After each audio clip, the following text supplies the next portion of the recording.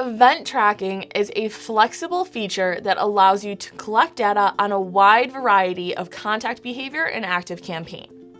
You can create an event for any activity on your website or app and assign that event a value. As you begin to capture event data and send it to your ActiveCampaign account, you can use it to improve your marketing and sales processes, as well as trigger automations, create segmented workflows, and personalize campaigns. In order to set up event tracking in your account, you will need to first turn on event tracking and use programming language of your choice on your site to capture the following 4 data points. First, who, so the contact's email address, performed the event that is defined by you, consisting of a value that is also defined by you, and when that event happened. Then you will want to use our open API to send us the event information.